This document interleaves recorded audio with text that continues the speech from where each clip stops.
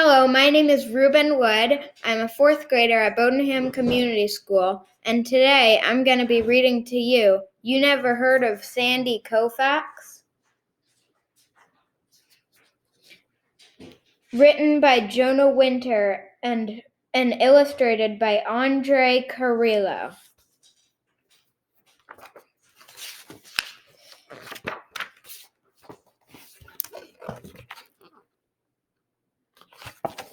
You gotta be kidding. You never heard of Sandy Koufax? He was only the greatest lefty who ever pitched in the game of baseball. Well, for 6 years he was, anyway. From 1961 to 1966, almost no one could hit the guy. The mighty Mickey Mantle, one of the greatest power hitters of all time, whiff.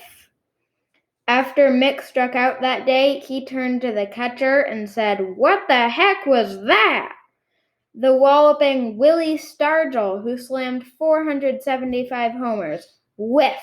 Hitting a Koufax fastball, Willie said, was like trying to drink coffee with a fork. Even Willie Mays, maybe the greatest all-around player in the history of the majors, whiff.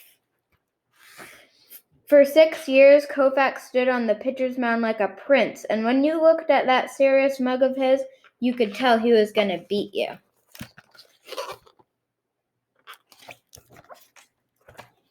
Back when Koufax was a kid, growing up Jewish in Brooklyn, no one would have guessed what he was about to become. He was supposed to be a doctor or a lawyer. Problem was, Sandy was a whiz at every sport he played. The first time he made the newspapers, it was on account of basketball. In a game between his high school team and the New York Knicks, the big guys actually had to knock him down to stop him from scoring. But even though Sandy didn't care much about baseball back then, or so they say, there were rumors that this Jewish kid named Sandy Koufax could throw as hard as a pro. It didn't take long for the Major League Scouts to start sniffing around Diker Field, where Sandy was pitching to his pals in sandlot games.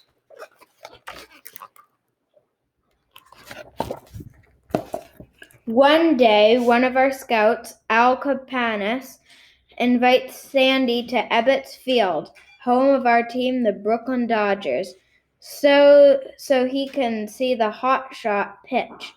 After batting this just one time against him, Campanis has seen enough. He says to Sandy, "Kid, how'd you like to play for us? Don't think too hard."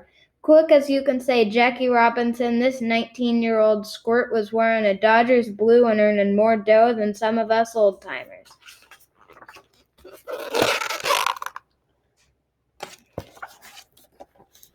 Turns out Sandy earned most of it just warming the bench. See, he was new, a rookie, and rookies are known to lose a lot. It was 1955, and the Dodgers had a shot to win the pennant. The kid was too big a risk.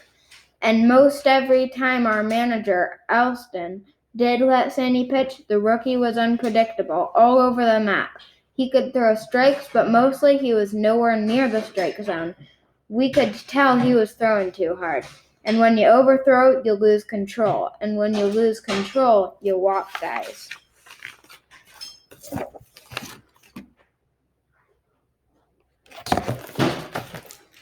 To make matters worse, Sandy kept to himself. He never said nothing to nobody. He never cursed or argued with the umps. Let me tell you, that ain't the best way to make friends on a ball club. So back before Sandy Koufax became the Sandy Koufax, some of the guys didn't like him. Not to mention, he was one of the only Jews in baseball in those days. Some of the guys said pretty lousy things behind his back, things I can't repeat.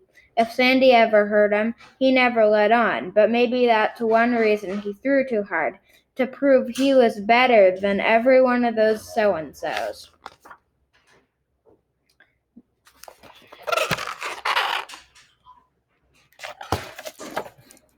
Then in 57, to make a long story longer, the Dodgers moved to LA. Yeah, that's right. Some genius decided to move us to California. Can you believe that?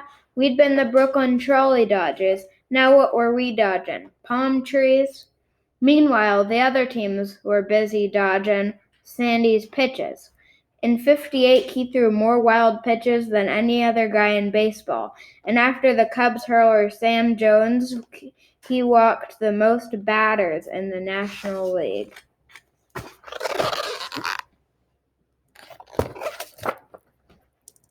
If you ask me, Sandy was never going to get any better unless he got more practice. He knew it too. In 1960, he goes up to the general manager, Bavazzi, and says, "Buzzy, trade me or let me pitch." Could have been the most he'd said in 5 years. So Buzzy listens. Who knows why? He puts Sandy in the regular starting rotation that includes Don Drysdale. Drysdale was this big, hard-throwing California boy. He was an ace, and we all thought he might show Sandy how to relax.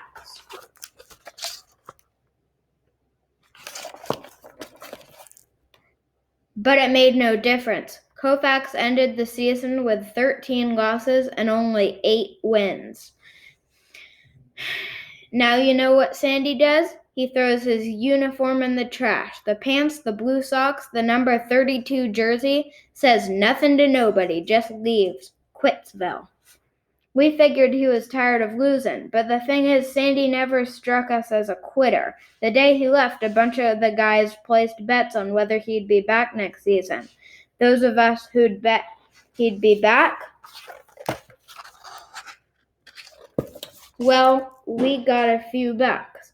Come spring training, who do you think shows up with a sheepish grin on his face? That's right. Kawano, the equipment manager, hands Sandy his uniform, which he'd yanked from the trash, and says, "Here, I thought you might be needing this." If this was a fairy tale, Sandy would have magically been great now. But this wasn't no fairy tale, and before spring training was even over, he was pitching nothing but wild stuff. Again.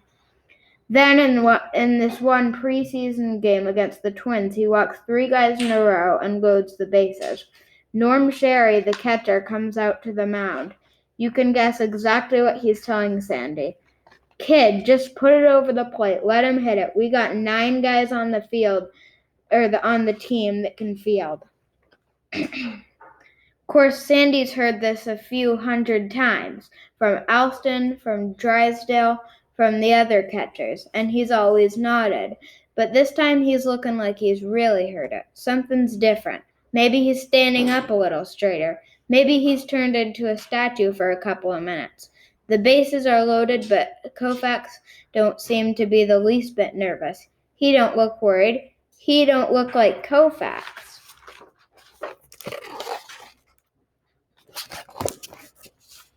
He goes into his windup, leans way back, keeping his eye on Sherry's mitt, and fires a rocket right over the plate. Strike! I could swear it's the fastest pitch Sandy Koufax has ever thrown.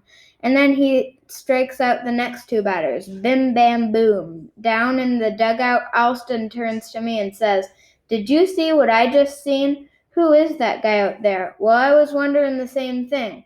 For the rest of the day, Sandy was an ace pitcher. He struck out 8 guys and threw a no-hitter, and the Dodgers won the game.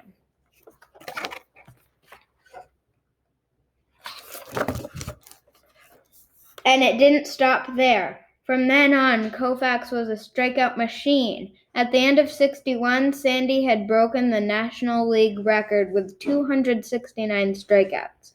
The rest, as they say, is history. For 6 golden years, game after game, Koufax goes to the mound and strikes out guy after guy. Game after game, he goes out and throws so hard his hat falls off. And game after game, he throws so hard his elbow swells to the size of a grapefruit. It's so sore he's got to stick it in a bucket of ice water when he's done pitching. Game after game, he's got to take so many painkillers he can hardly stand up, but Koufax does keep standing, and he keeps throwing strikes. How do you go from being nobody special to the Sandy Koufax? What happened out on the pitching mound that cold March day? Nobody really knows. With Sandy, nothing ever added up. Just when you thought you were starting to understand him, he'd haul off and throw you a curve like this one. It's the first game of the 1965 World Series, which falls on a Jewish high holy day, and it's Sandy's turn to pitch. But Sandy, he's nowhere near the ballpark. Why? Because if you're Jewish, you ain't supposed to work on a high holy day. Sandy sits out the game to show he's proud to be Jewish and to set a good example. Just when it seems like pitching is all he cares about, Koufax proves everyone wrong and becomes an even bigger hero to American Jews. And just when he's at the peak of his game, the guy retires. You should have seen it when he made the announcement. A room full of reporters' mouths fell open. It made no sense, but if you thought about it, it made perfect sense. Sandy had a choice. He could retire or he could lose the use of his left arm. He didn't want to lose that arm.